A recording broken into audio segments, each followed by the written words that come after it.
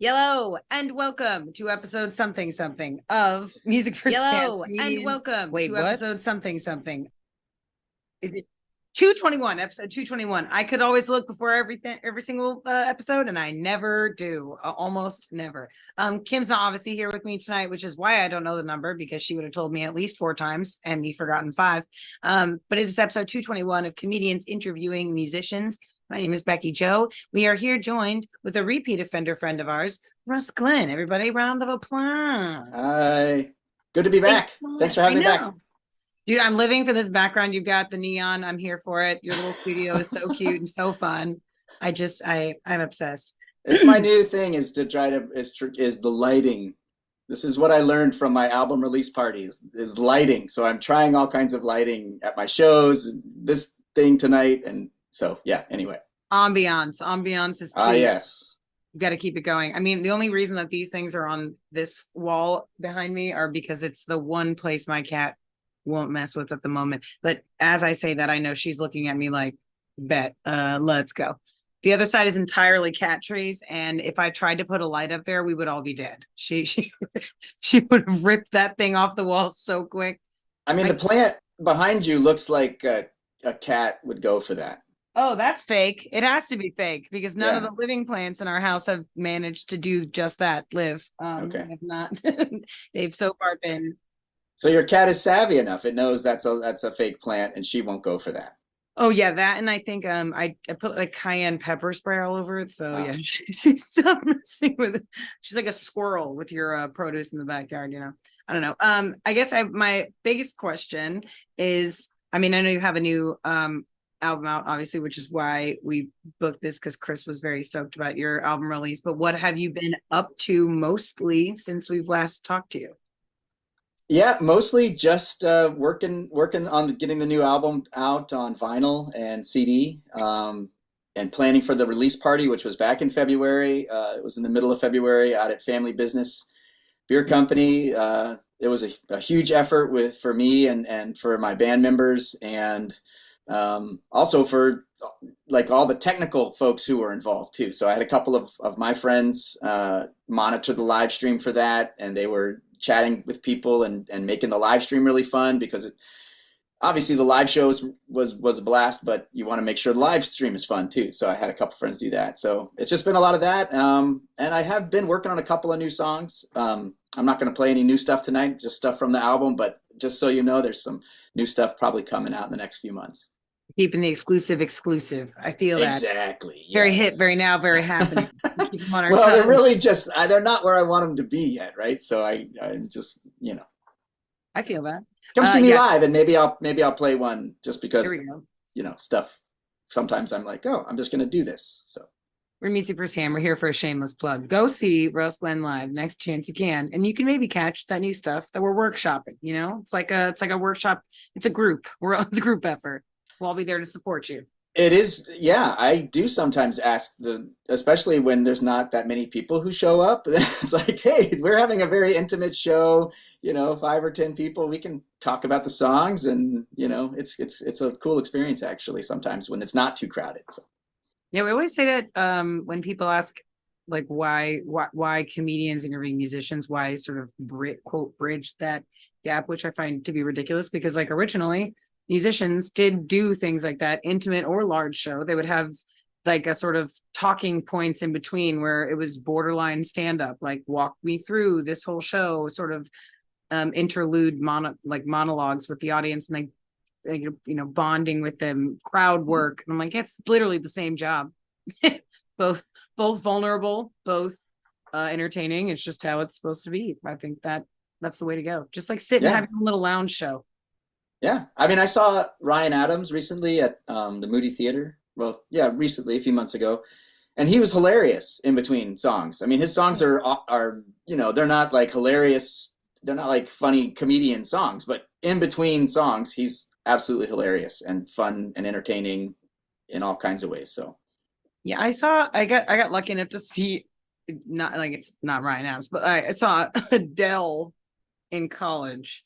And she was like chain smoking and making me laugh so hard throughout her entire thing. And she was just off the cuff and crazy. I live for that kind of shit. Like, anybody who can just like truly be themselves and just make people laugh. Like, I mean, if you're a good enough songwriter, because you can elicit certain emotions from something, like certainly you have a good sense of humor. I feel like we've met a lot of really funny comedians on this show. That's for sure. Yeah, yeah, that's super.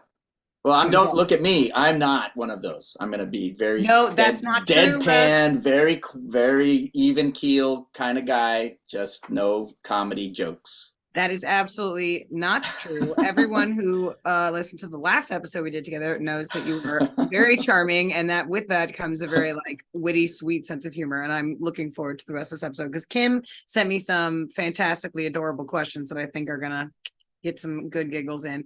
While my dog is getting increasingly close to this light that I definitely now need to move, I'd like to take this opportunity to point out that Russ's PayPal and Venmo are in a ticker at the bottom of the screen, and we are using the music firsthand fist bump and the comet emoji when you want to tip. So if you want to go on over to Venmo or PayPal, please do that, but just use the music firsthand and the comet emoji so that Russ knows for tax purposes, of course, who is sending them $15 in the middle of the night on a random Tuesday 4 months from now when you all see this on YouTube. And with that, we're going to go to It's going to be well past tax day by the time these come in. It's going to be useless, but we're going to we're doing this for continuity, and we think it's kind of fun. And that way the government won't think you're like, I don't know, selling pizza or whatever, you never taxes know. That reminds me. Taxes. Gotta go. Sorry. I got to. We have a few more days. This was a lot of fun. This was a lot of fun. I've got to go. I literally just like panicked. I was like, wait, what the hell day is it? Do we have till the 17th now? Is that what the rules are? I don't remember. This is going to be the first song from Russ Glenn. We're going to let Russ take it away while I go take this ball away from my dog underneath this tripod. But please enjoy, and please go to PayPal and Venmo. Or you can go to CIMP.LIVE and subscribe to our Patreon so you can see the bonus after show that we're going to film later. But here's the first song from Russ Glenn. Enjoy. Awesome. Thanks. This is a song called Discard. This is from my album, Pale Blue Dot.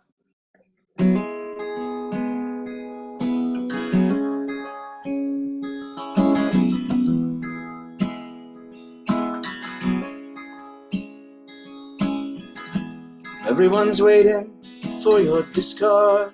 You just stare at your hand and wonder how you got this far. Everyone knows you're a broken heart. Your poker face, it didn't used to be this hard, but it's all in the deck. Hand that you're dealt, way that you felt when I touched you. It's all just a game, they say, except when you play, it doesn't feel that way.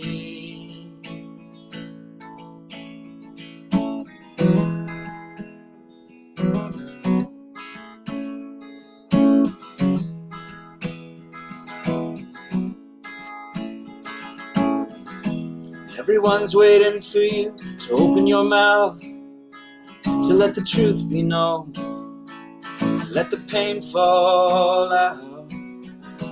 Everyone feels it's a lonely life. I'll attach to you for a little while, and it's all in the deck.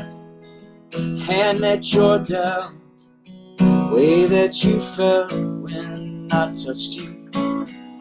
It's all just a game, they say, except when you play, it doesn't feel that way. And your face gets wild just for a while. I love to see you smile.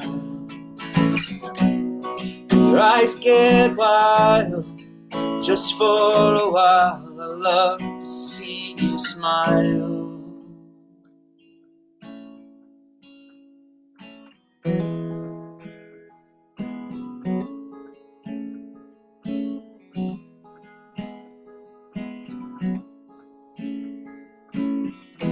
Everyone's waiting for you to fall apart. You just stare through their masks, disassembling their hearts. Everyone knows it's a beautiful life. Just hold my hands, get me through this night. It's all in the deck, hand that you're dealt, way that you felt when I touched you. It's all just a game, they say, except when you play, it doesn't feel that way. It's all in the deck, hand that you're dealt, way that you felt when I touched you. It's all just a game, they say, except when you play, it doesn't feel that way.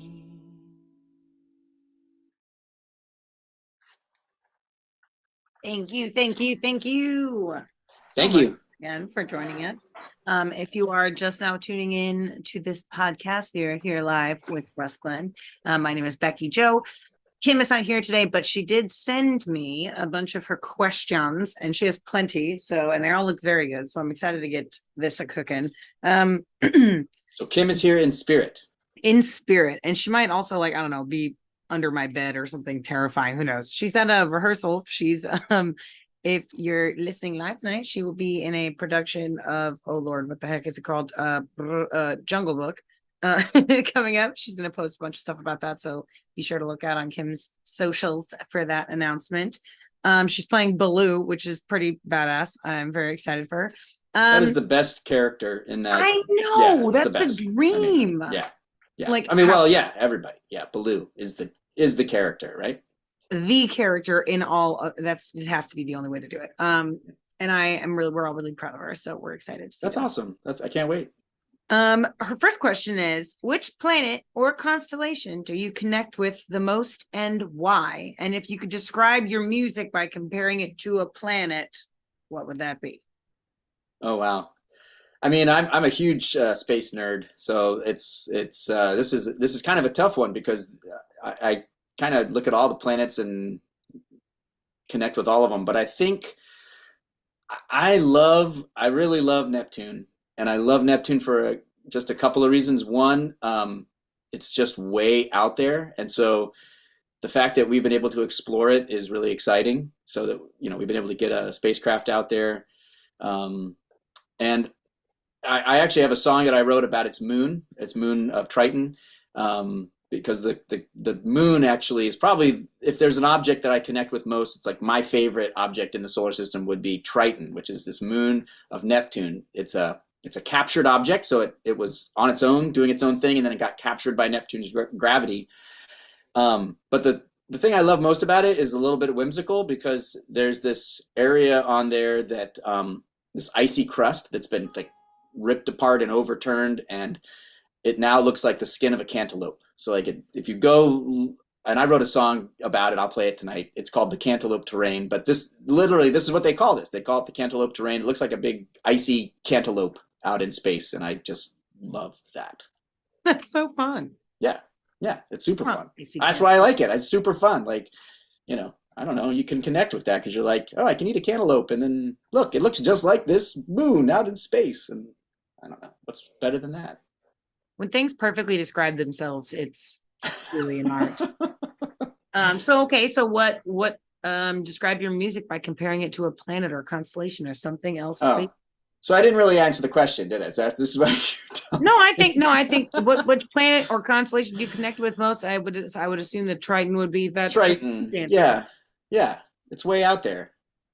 And I don't know. I guess like if you want to take it to the next level, like, I mean, when I was really young, music really captured me. I don't know why. I don't know why we get captured by the things that we get captured by, right? The things that we end up loving and the things that we want to share with other people and be a part of. And so like, I don't know, Triton got captured by Neptune's gravity. I got captured by music, and that's been my experience since I was, as soon as I started listening to, like, kind of getting into my own music, and it just captured me, and I knew I wanted to be a musician. and I just love listening to it too. Like I can just be a listener and also be a musician. So music just captures me. And for those of you just listening to the podcast, he also looks exactly like a frozen cantaloupe. It's just one of those things. I'm kidding. No, gone. What if though? Everyone just tunes into the YouTube video. What the? No, Yeah, they want to see that stuff. who wouldn't? Who wouldn't Yeah. want to see that? Yeah. Okay, so Kim's next question is vinyl vibes. Give us some music recommendations for when we want to set these vibes. She gave a couple of vibes. Okay. All right. What vinyl do you put on when you're feeling a little emo? You're feeling a little sad. Oh, The Cure. Oh, The Cure. Oh, duh. Yes, duh. The Disintegration. I have that. I bought that back when vinyl was a thing that you bought, like because there were no other options. So I have my Cure Disintegration from 1989. And so, if I want to hear, if I'm feeling, and I feel that way a lot. So, yeah, The Cure Disintegration. Confident or feeling powerful. Confident and powerful. I would go with, it's a new one that I bought recently. It's the best of Joe Strummer. It's called Assembly. So Joe Strummer was the Clash frontman, but he went off and did wonderful things solo, and his solo stuff is so amazing. So it's a new one I bought. I mean, not that new. It's a couple years old probably, but it's his best of. So put that on. Hell yeah! All right, I love that. Okay. How about centering yourself? What do you put on to center yourself? There's this really great album by a band called The Low Anthem. So they're still doing stuff, I think, but they were never like a real big band. They did some stuff. They're called The Low Anthem, and the album that I have is called, I think it's called Where the Crow Flies or something like that. I should know the name of it, but I don't. But The Low Anthem, when I'm just trying to like center myself, they got such great harmonies and vocals, and the lyrics are so good, and the music is so low key. It's really good. I'm here. I stand a harmony. That's a good way to center oneself. How about your outer space vibes vinyl selection? Outer space vibes. Well, this is how big a nerd I am.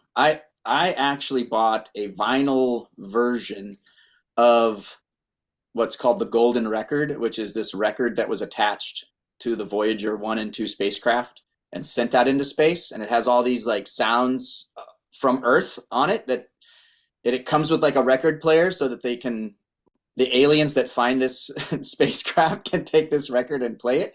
And so yeah, I'll play that. It's got some really cool stuff, just people talking, some Chuck Berry on there, yeah, Chuck Berry, the One Rock song that's heading out into the cosmos. Yeah, so that is nerdy. And that's my space vibe right there, the Golden Record. I love that. That is cool as hell. Okay. Okay, and the last one, what about spicy, sexy vibes? Spicy, sexy. Well, I guess probably I would put on some Taylor Swift. I love her. I love her new album, and it's great on vinyl. So I put that one on. Midnights, spicy sexy. I love that. Anyway. I don't know why it's like a thing. When I was in college, it was I never have I ever eaten at a Burger King. I did do that, but I have never actually listened to an entire Taylor Swift song. I don't know how I've like, maybe if there was one in a movie that I just didn't notice, but like I have no idea, and I'm probably gonna get I am on a music podcast and I've never listened to a whole song. I don't know. I've seen clips, I've heard choruses and hooks and all that. Yeah. Could not tell you. I know one of her albums' name is Red. That's it. Yeah. Well, maybe go listen to Midnights. Just go listen to the whole album. Just put it on and commit to the album so you feel the whole thing. I should. I really do I love a vengeful breakup song, Queen. So I really should. Yeah. I just I think she's a great songwriter. I love her stuff. So and she's been working forever. Like she's been working forever. She's been writing since she was like 14 or something. Like, come on. That's crazy, John. And my kids got me into her. I didn't go out and was like, I'm going to listen to Taylor Swift. It's my children who love Taylor Swift. And so and therefore I listen to it a lot, and now I really like it a lot. So it's one of It's those got good things. taste. You It's never, got kids gotta got recognize. taste. The kids got taste. Okay. Kim has. Okay, yeah, no, we got time for these. Okay. Okay. If you could have a dream dinner party, then concert, who would be invited, dead or alive? Oh, sure. I saw that. I thought it was